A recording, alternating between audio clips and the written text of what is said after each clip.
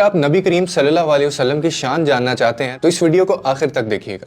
ایک بار جبرائیل علیہ السلام نبی کریم صلی اللہ علیہ وسلم کے پاس آئے تو آپ صلی اللہ علیہ وسلم نے دیکھا کہ جبرائیل کچھ پریشان ہیں۔ آپ نے فرمایا کہ جبرائیل کیا معاملہ ہے کہ آج میں آپ کو تھوڑا غمزدہ دیکھ رہا ہوں۔ تو جبرائیل جو تھے انہوں نے آگے سے عرض کیا کہ اے محبوب، کل میں اللہ پاک کے حکم سے جہنم کا نظارہ کر کے آیا ہوں اور اس کو دیکھنے سے مجھ پہ غم کے آثار نمودار ہو رہے ہیں۔ تو نبی کریم صلی اللہ علیہ وسلم نے فرمایا کہ جبرائیل مجھے آپ بتائیے جہنم کے کیا حالات ہیں؟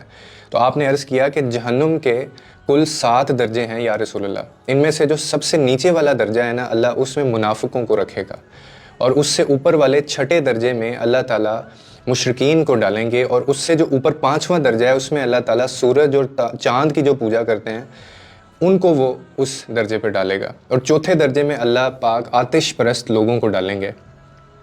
اور اس کے بعد وہ فرمانے لگے کہ 3رے درجے میں اللہ پاک یہود کو ڈالیں گے، اور 2سرے درجے میں اللہ تعالیٰ عیسائیوں کو ڈالیں گے۔ یہ کہہ کر جبرائیل خاموش ہو گئے، اور اس کے بعد نبی کریم صلی اللہ علیہ وسلم نے پوچھا کہ جبرائیل آپ خاموش کیوں ہو گئے؟ مجھے بتائیے کہ پہلے درجے میں کون ہوگا؟ اب جبرائیل جو ہیں وہ جبرائیل علیہ السلام کہتے ہیں، عرض کرتے ہیں کہ یا رسول اللہ، پہلے درجے میں اللہ پاک آپ کے امت کے لوگوں کو ڈالیں گے۔ جب نبی کریم صلی اللہ علیہ وسلم نے یہ سنا کہ میری امت کے لوگ جہنم میں جائیں گے تو آپ اتنے غمزدہ ہو گئے، غمگین ہو گئے کہ اللہ کے حضور دعائیں کرنا شروع کر دیں، اور 3 دن ایسے گزارے آپ نے کہ آپ مسجد میں نماز پڑھنے کے لیے تشریف لاتے، نماز پڑھتے، حجرے میں تشریف لے جاتے، اس کے بعد دروازہ بند کر لیتے، اور حضور رو رو کر اس کے بعد دعائیں کر رہے ہیں۔ تو صحابہ بڑے حیران ہوئے کہ یہ کیسی کیفیت طاری ہو گئی ہے نبی پاک کریم صلی اللہ علیہ وسلم کے اوپر، گھر بھی تشریف نہیں لے کر آ رہے۔ اور تیسرا دن ہے کہ پھر بتایا گیا سیدنا ابو بکر رضی اللہ تعالیٰ عنہ کو، وہ گئے دروازے پر دستک دی، اسلام کا انہوں نے سلام بھی کیا لیکن جواب نہ آیا۔ آپ روتے ہوئے سیدنا عمر کے پاس آئے اور فرمایا کہ میں نے سلام کیا لیکن سلام کا جواب نہ آیا، لہٰذا آپ جائیں، آپ کو ہو سکتا ہے سلام کا جواب مل جائے۔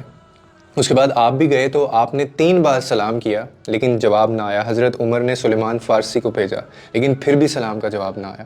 حضرت سلیمان فارسی نے اس کے بعد واقعے کا جو تذکرہ ہے وہ حضرت علی سے کیا اور کہا کہ آپ جائیے۔ تو حضرت علی نے سوچا کہ اتنے عظیم شخصیات گئی ہیں، ان کو سلام کا جواب نہ ملے، مجھے کیسے وہ جواب دے دیں گے؟ تو مجھے خود نہیں جانا چاہیے بلکہ مجھے ان کی نور نظر بیٹی فاطمہ کو بھیجنا چاہیے۔ تو بھیجا گیا ان کو۔ آپ نے فاطمہ رضی اللہ تعالیٰ عنہ کو سب احوال بتا دیا۔ آپ حجرے کے دروازے پہ آئیں اور آپ نے سلام کیا، ابا جان السلام علیکم۔ بیٹی کی آواز سن کر نبی کریم صلی اللہ علیہ وسلم اٹھے، دروازہ کھولا اور سلام کا جواب دیا۔ ابا جان آپ پر کیا کیفیت طاری ہے؟ 3 دن سے آپ یہاں تشریف فرما ہیں۔ تو نبی کریم صلی اللہ علیہ وسلم نے فرمایا کہ جبرائیل نے مجھے آگاہ کیا ہے کہ میری امت بھی جہنم میں جائے گی، اسی لیے فاطمہ بیٹی امت کے گناہ گاروں کا غم کھائے جا رہا ہے، میں اسی لیے غمزدہ ہوں، اور میں اپنے مالک سے دعائیں کر رہا ہوں کہ اللہ ان کو معاف کر کے اور جہنم سے بری کر دے۔ یہ کہہ کر آپ پھر سجدے میں چلے گئے اور رونا شروع کر دیا آپ نے۔ اللہ میری امت کو معاف کر دے، ان پہ رحم کر، ان کو جہنم میں نہ ڈال، آزاد کر دے۔ اور اتنے میں حکم آتا ہے کہ اے میرے محبوب غم نہ کر، میں تم کو اتنا عطا کروں گا کہ تم راضی ہو جاؤ گے۔